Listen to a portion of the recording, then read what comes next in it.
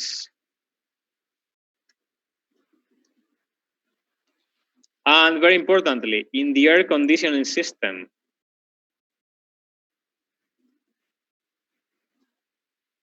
So all of these places contain water.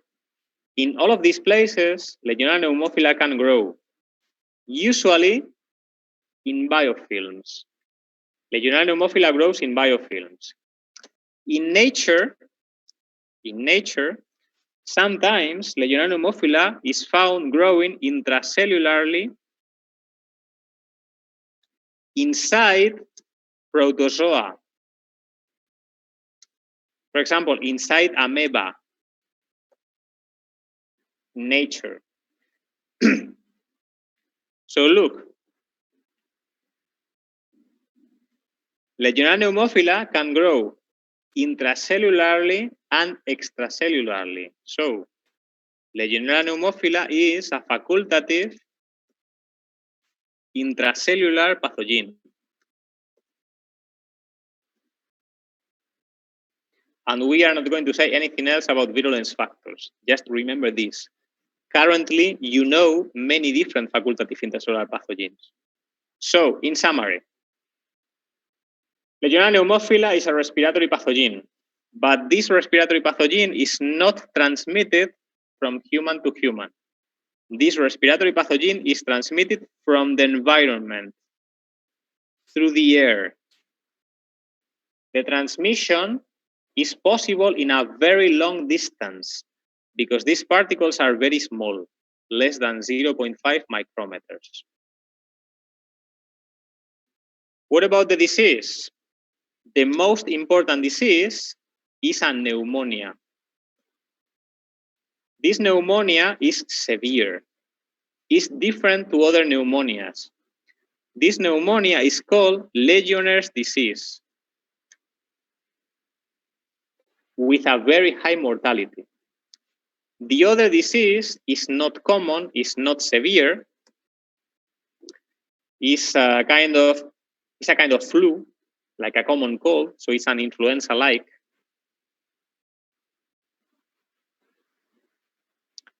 Influenza-like means like influenza, and this is called Pontiac fever. This disease is not severe. This disease is self-limited. The most important is the Legionnaire's disease with a very high mortality. This Legionnaire's disease, this pneumonia, needs treatment with antimicrobials. Maybe the most important antimicrobials that we can use are fluoroquinolones or macrolides, but you don't have to remember this. The Pontiac fever does not require treatment.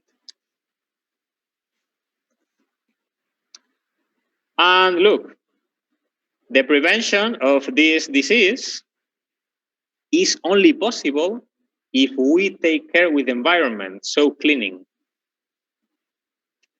Cleaning these things. We have to clean very well every year the water tanks, we have to clean the pipes, we have to clean the air conditioning systems. This is very important, for example, in the hospitals. In the hospitals or in hotels. Legionnaire's disease, this pneumonia, usually appears in outbreaks. In outbreaks, if this environment is contaminated with Legionella. So once a year, the air conditioning systems and the water tanks in hospitals or in hotels must be cleaned very well with bleach to avoid the transmission of Legionella pneumophila. And I think we are not going to say anything else about Legionella. This is Legionella in gram staining, very thin, very, very thin, gram-negative rods.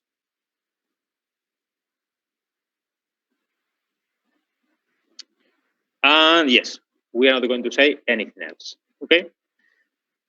So we are going to stop for 5 minutes. And in 5 minutes, we'll continue with spirochetes because we have to study many things about them, okay? Do you have any question about fastidious gram-negative rods before we stop? Do you have any question about Haemophilus or Bordetella or Campylobacter or Helicobacter or Legionella? Excuse me. Yes. About the bacterium. Let's see. About the bacteria Helicobacter. Can you explain more about the colonization state? What, sorry?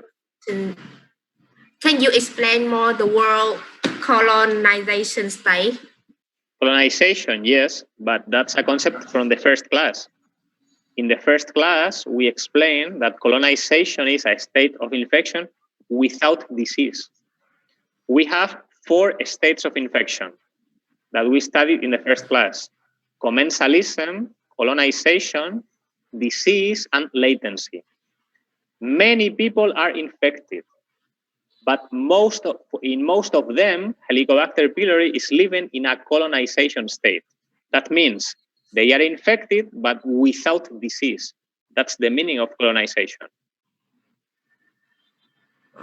Okay. So no damage. Oh, sorry. Damage, yes, but not enough to cause disease. We studied colonization in the first class. So very few people have disease, very few people. Okay, thank you. The difference between colonization and disease is the level of damage. Yeah, thank you.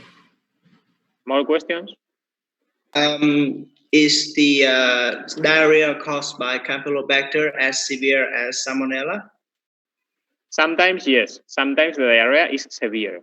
Most times it's self-limited, but they are very similar. The diarrhea caused by Salmonella and the diarrhea caused by Campylobacter jejuni is very, very similar, very similar.